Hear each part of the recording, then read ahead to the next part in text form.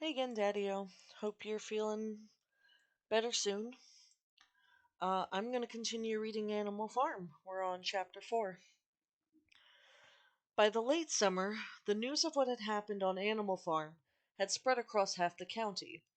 Every day, Snowball and Napoleon sent out flights of pigeons, whose instructions were to mingle with the animals on neighboring farms, tell them the story of the rebellion, and teach them the tune of Beasts of England.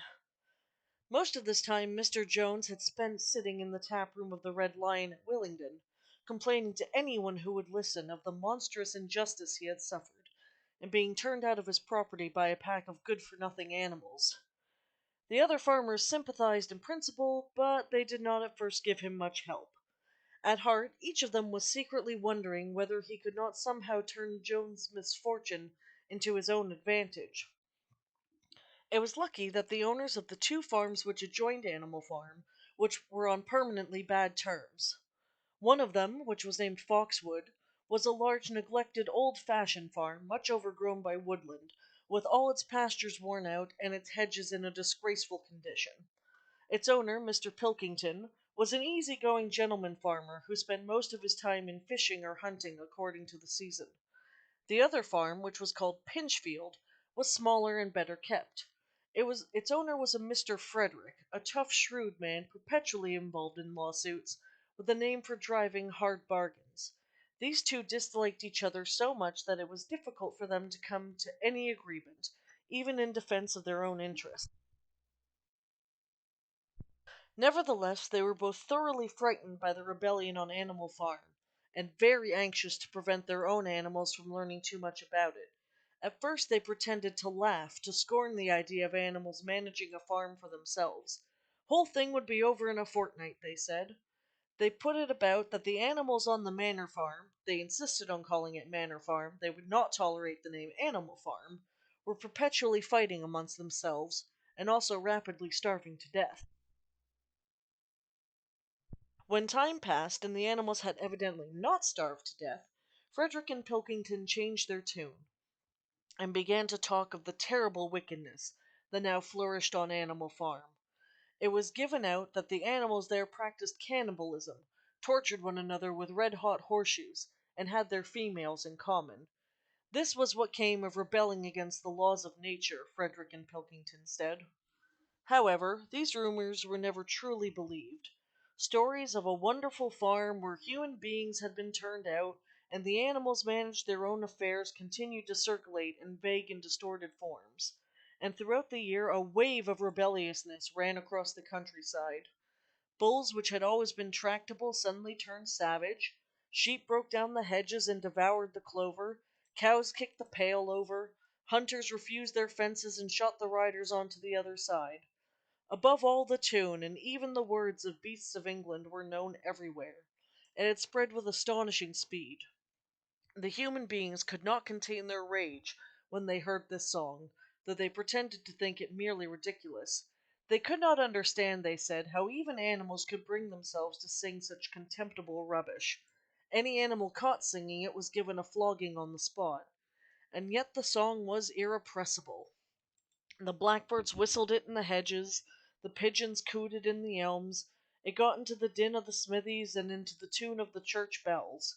And when the human beings listened to it, they secretly trembled, hearing in it a prophecy of their future doom. One moment, please.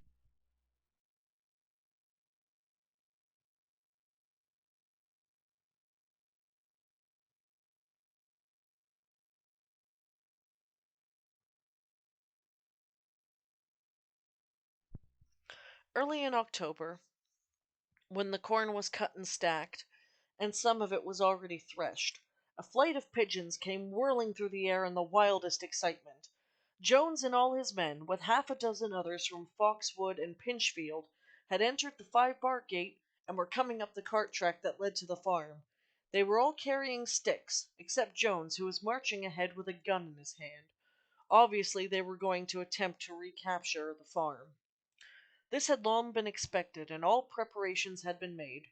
Snowball, who had studied an old book of Julius Caesar's campaigns, which he had found in the farmhouse, was in charge of the defensive operations. He gave his orders quickly, and in a couple of minutes every animal was at his post. As the human beings approached the farm building, Snowball launched his first attack. All the pigeons, to the number of 35, flew to and fro over the men's heads, and muted upon them from mid-air. And while the men were dealing with this, the geese, who had been hiding behind the hedge, rushed out and pecked viciously at the calves of their legs. However, this was only a light skirmishing maneuver, intended to create a little disorder, and the men easily drove the geese off with their sticks. Snowball now launched his second line of attack. Muriel, Benjamin, and all the sheep, with Snowball at the head of them, rushed forward and prodded and butted the men from every side, while Benjamin turned around and lashed at them with his small hoofs. But once again the men with their sticks and their hobnailed boots were too strong for them, and suddenly, at a squeal from Snowball which was the signal for retreat, all the animals turned and fled through the gateway into the yard. The men gave a shout of triumph. They saw, as they imagined, their enemies in flight, and they rushed after them in disorder. This is just what Snowball had intended. As soon as they were well inside the yard, the 3 horses, the 3 cows, and the rest of the pigs, who had been lying in ambush in the cowshed, suddenly emerged in the rear, cutting them off. Snowball now gave the signal for the charge. He himself dashed straight for Jones. Jones saw him coming, raised his gun, and fired. The pellets scored bloody streaks along Snowball's back, and a sheep dropped dead. Without halting for an instant, Snowball flung his 15 stone against Jones's legs. Jones was hurled into a pile of dung, and his gun flew out of his hands. But the most terrifying spectacle of all was Boxer, rearing up and striking his legs out with his great iron-shod hoofs like a stallion. His very first blow took a stable lad from Foxwood on the skull, and stretched him lifeless in the mud. At the sight, several men dropped their sticks and tried to run. Panic overtook them, and the next moment all the animals together were chasing them round and round the yard. They were gored, kicked, bitten, trampled on. There was not an animal on the farm that did not take vengeance on them after his own fashion. Even the cat suddenly leapt off on a roof onto a cowman's shoulders, and sank her claws in his neck, at which he yelled horribly. At a moment when the opening was clear, the men were glad enough to rush out of the yard and make a bolt for the main road. And so within 5 minutes of their invasion they were in ignominious retreat by the same way they had come, with a flock of geese hissing after them and pecking at their calves all the way. All the men were gone, except one. Back in the yard, Boxer was pawing with his hoof at the stable lad, who lay face down in the mud, trying to turn him over. The boy did not stir. "He is dead," said Boxer sorrowfully. "I have no intention of doing that. I forgot I was wearing iron shoes. Who will believe that I did not do this on purpose?"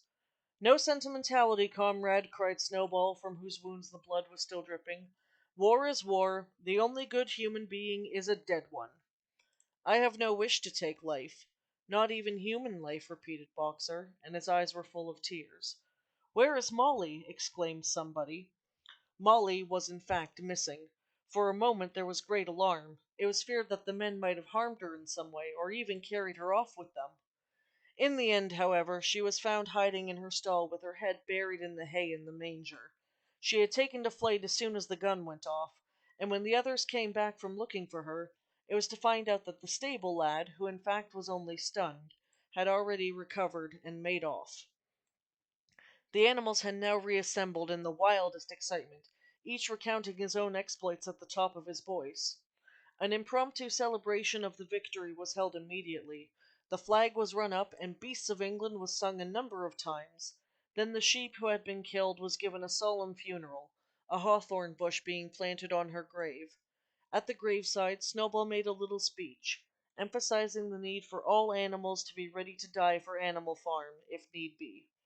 The animals decided unanimously to create a military decoration, Animal Hero First Class, which was conferred there and then on Snowball and Boxer.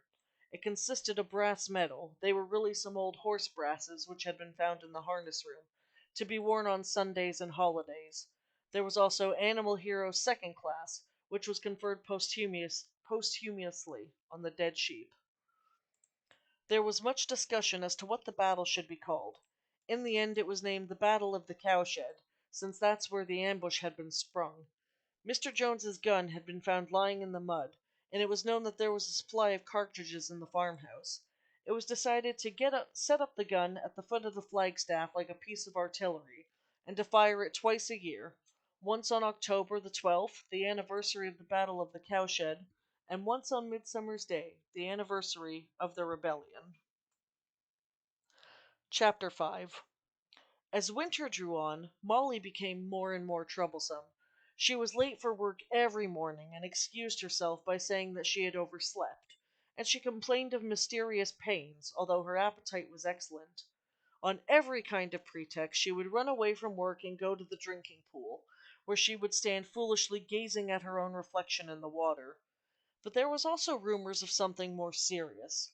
One day, as Molly strolled blithely into the yard, flirting her long tail and chewing at a stalk of hay, Clover took her aside. "Molly," she said, "I have something very serious to say to you. This morning I saw you looking over the hedge that divides Animal Farm from Foxwood. One of Mr. Pilkington's men was standing on the other side of the hedge, and I was a long way away, but I am almost certain I saw this. He was talking to you, and you were allowing him to stroke your nose. What does that mean, Molly?" "He didn't! I wasn't! It isn't true!" cried Molly, beginning to prance about and paw the ground. "Molly, look me in the face. Do you give me your word of honor that that man was not stroking your nose?" "It isn't true," repeated Molly, but she could not look Clover in the face, and the next moment she took to her heels and galloped away into the field. A thought struck Clover. Without saying anything to the others, she went to Molly's stall and turned over the straw with her hoof. Hidden under the straw was a little pile of lump sugar and several bunches of ribbon of different colors. Pardon me for a sec.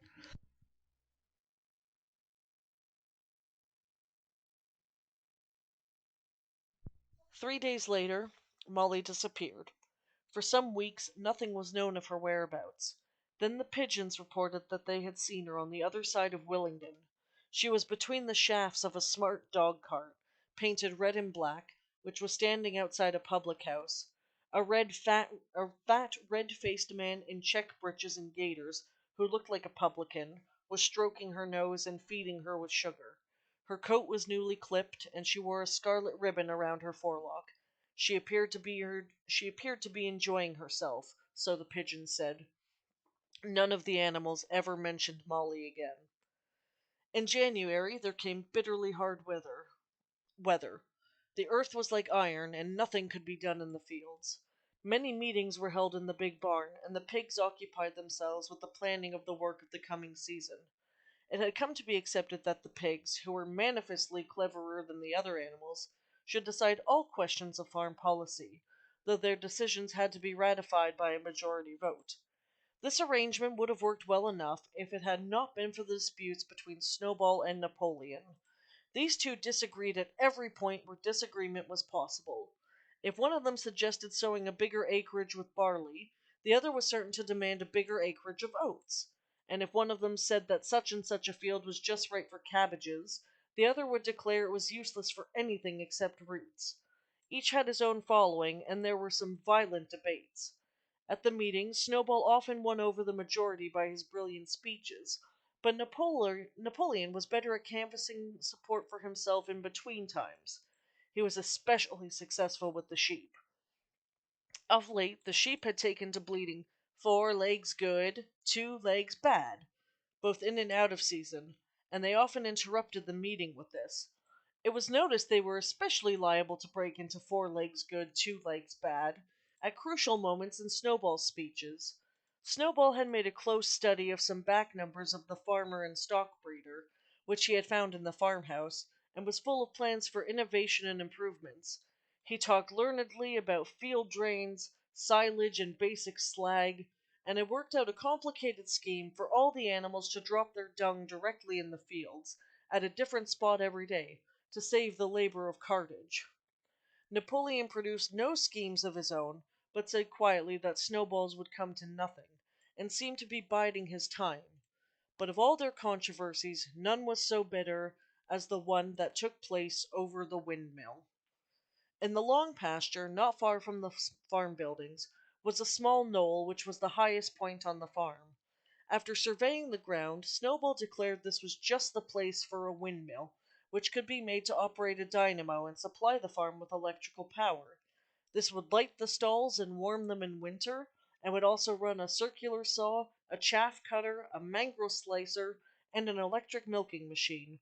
The animals had never heard of anything of this kind before, for the farm was an old-fashioned one and had only the most primitive machinery, and they listened in astonishment while Snowball conjured up pictures of fantastic machines which would do their work for them, while they grazed at their ease in the fields, or improved their minds with reading and conversation.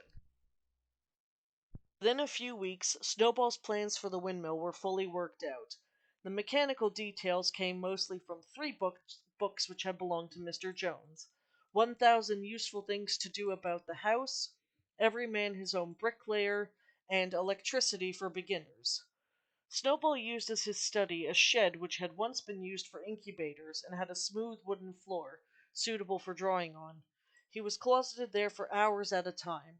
With his books held open by a stone and a piece of chalk gripped between the knuckles of his trotter, he would move rapidly to and fro, drawing in line after line, and uttering little whimpers of excitement.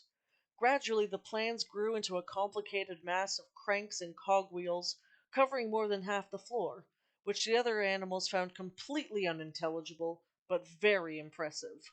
All of them came to look at Snowball's drawings at least once a day. Even the hens and ducks came, and were at pains not to tread on the chalk marks. Only Napoleon held aloof. He had declared himself against the windmill from the start. One day, however, he arrived unexpectedly to examine the plans. He walked heavily round the shed, looked closely at every detail of the plans, and snuffed at them once or twice, then stood for a little while contemplating them out of the corner of his eye. Then suddenly he lifted his leg, urinated over the plans, and walked out without uttering a word. The whole farm was deeply divided on the subject of the windmill. Snowball did not deny that to build it would be difficult business. Stone would have to be carried and built into walls, then the sails would have to be made, and after that there would be need for dynamo and cables. How these were to be procured Snowball did not say, but he maintained that it could all be done in a year, and thereafter he declared so much labor would be saved that the animals would only need to work 3 days a week. Napoleon, on the other hand, argued that the great need of the moment was to increase food production, and that if they wasted time on a windmill they would all starve to death. The animals formed themselves into two factions under the slogan, "Vote for Snowball in the 3-day week," and "Vote for Napoleon and the full manger." Benjamin was the only animal who did not side with either faction. He refused to believe that either that food would become more plentiful, or that the windmill would save work. Windmill or no windmill, he said, life would go on as it had always gone on. That is, badly. Apart from the disputes over the windmill, there was the question of the defense of the farm. It was fully realized that though the human beings had been defeated in the battle of the cowshed, they might make another and more determined attempt to recapture the farm and reinstate Mr. Jones. They had all the more reason for doing so because the news of their defeat had spread across the countryside, and made the animals on the neighboring farms more restive than ever. As usual, Snowball and Napoleon were in disagreement. According to Napoleon, what the animals must do was procure firearms, and train themselves in the use of them. According to Snowball, they must send out more and more pigeons, and stir up rebellion among the animals on the other farms. One argued that if they could not defend themselves they were bound to be conquered, and the other argued that if rebellions happened everywhere they would have no need to defend themselves. The animals first listened to Napoleon, then to Snowball, and could not make up their minds which was right. Indeed, they always found themselves in agreement with the one who was speaking at the moment. At last the day came when Snowball's plans were completed. At the meeting on the following Sunday, the question of whether or not to begin work on the windmill was to be put to the vote. When the animals had assembled in the big barn, Snowball stood up, and though occasionally interrupted by bleating from the sheep, set forth his reasons for advocating the building of the windmill. Then Napoleon stood up to reply. He said very quietly that the windmill was nonsense, and he advised nobody to vote for it, and promptly sat down again. He had spoken for barely 30 seconds, and seemed almost indifferent as to the effect he produced. At this, Snowball sprang to his feet, and shouting down the sheep, who had begun bleating again, broke into a passionate appeal in favor of the windmill. Until now, the animals had been about equally divided in their sympathies, but in a moment Snowball's eloquence had carried them away. In glowing sentences, he painted a picture of Animal Farm as it might be when sordid labor was lifted from the animals' backs. His imagination had now run far beyond chaff cutters and turnip slicers. Electricity, he said, could operate threshing machines, plows, harrows, rollers and reapers and binders, besides supplying every stall with its own electric light, hot and cold water, and an electric heater. By the time he had finished speaking, there was no doubt as to which way the vote would go. But just at this moment, Napoleon stood up, and casting a peculiar sidelong look at Snowball, he uttered a high-pitched whimper of a kind no one had ever heard him utter before. At this, there was a terrible baying sound outside, and 9 enormous dogs wearing brass-studded collars came bounding into the barn. They dashed straight for Snowball, who only sprang from his place just in time to escape their snapping jaws. In a moment he was out of the door, and they were after him. Too amazed and frightened to speak, all the animals crowded through the door to watch the chase. Snowball was racing across the long pasture that led to the road. He was running as only a pig can run, but the dogs were close on his heels. Suddenly he slipped, and it seemed certain that they had him. Then he was up again, running faster than ever. Then the dogs were gaining on him again. One of them all but closed his jaws on Snowball's tail, but Snowball whisked it free just in time. Then he put on an extra spurt, and with a few inches to spare, slipped through a hole in the hedge and was seen no more. Silent and terrified, the animals crept back into the barn. In a moment the dogs came bounding back. At first no one had been able to imagine where these creatures came from, but the problem was soon solved. They were the puppies whom Napoleon had taken away from their mothers and reared privately. Though not yet full grown, they were huge dogs, and as fierce looking as wolves. They kept close to Napoleon. It was noticed that they wagged their tails to him in the same way the other dogs had been used to do to Mr. Jones. Napoleon, with the dogs following him, now mounted on to the raised portion of the floor where Major had previously stood to deliver his speech. He announced that from now on the Sunday morning meetings would come to an end. They were unnecessary, he said, wasted time. In future, all questions relating to the working of the farm would be settled by a special committee of pigs, presided over by himself. These would meet in private, and afterwards communicate their decisions to the others.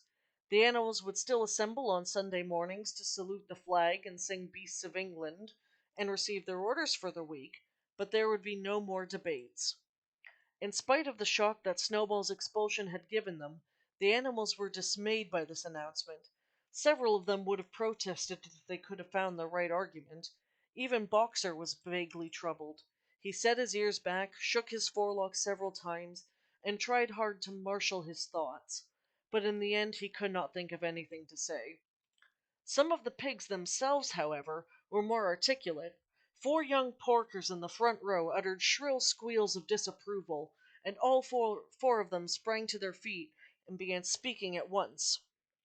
But suddenly the dogs sitting round Napoleon let out deep, menacing growls, and the pigs fell silent and sat down again.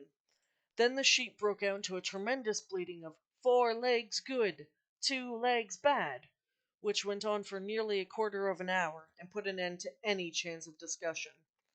Afterwards Squealer was sent round the farm to explain the new arrangement to the other. "Comrades," he said, "I trust that every animal here appreciates the sacrifice that Comrade Napoleon has made in taking this extra labor upon himself. Do not imagine, comrades, that leadership is a pleasure. On the contrary, it is a deep and heavy responsibility. No one believes more firmly than Comrade Napoleon that all animals are equal. He would be only too happy to let you make your decision for yourselves. But sometimes you might make the wrong decisions, comrades, and there where should we be? Suppose you had decided to follow Snowball, with his moonshine of windmills, Snowball, who, as we know now, was no better than a criminal." "He fought bravely at the battle of the cowshed," said somebody. Bravery is not enough, said Squealer. Loyalty and obedience are more important. And as to the Battle of the Cowshed, I believe the time will come when we find that Snowball's part in it was much exaggerated. Discipline, comrades, iron discipline. That is the watchword for today. One false step, and our enemies would be upon us. Surely, comrades, you do not want Jones back. Once again this argument was unanswerable. Certainly the animals did not want Jones back, and if the holding of debates on Sunday mornings was liable to bring him back, then the debates must stop. Boxer, who had now had time to think things over, voiced the general feeling by saying, "If Comrade Napoleon says it, it must be right." And from then on he adopted the maxim, "Napoleon is always right," in addition to his private motto of "I will work harder." By this time the weather had broken, and the spring ploughing had begun. The shed where Snowball had drawn his plans for the windmill had been shut up, and it was assumed that the plans had been rubbed off the floor. Every Sunday morning at 10 o'clock the animals assembled in the big barn to receive their orders for the week. The skull of old Major, now clean of flesh, had been disinterred from the orchard and set up on a stump at the foot of the flagstaff beside the gun. After the hoisting of the flag, the animals were required to file past the skull in a reverent manner before entering the barn. Nowadays they did not all sit together as they had done in the past. Napoleon, with Squealer and another pig named Minimus, who had a remarkable gift for composing songs and poems, sat on the front of the raised platform, with 9 young dogs forming a semicircle around them, and the other pigs sitting behind them. The rest of the animals sat facing them in the main body of the barn. Napoleon read out the orders for the week in a gruff, soldierly style, and after a single singing of Beasts of England, all the animals dispersed. On the third Sunday after Snowball's expulsion, the animals were somewhat surprised to hear Napoleon announce that the windmill was to be built after all. He did not give any reason for having changed his mind, but merely warned the animals that this extra task would mean very hard work. It might be even necessary to reduce their rations. The plans, however, had all been prepared down to the last detail. A special committee of pigs had been at work upon them for the past 3 weeks. The building of the windmill, with various other improvements, was expected to take 2 years. That evening Squealer explained privately to the other animals that Napoleon had in reality never been opposed to the windmill.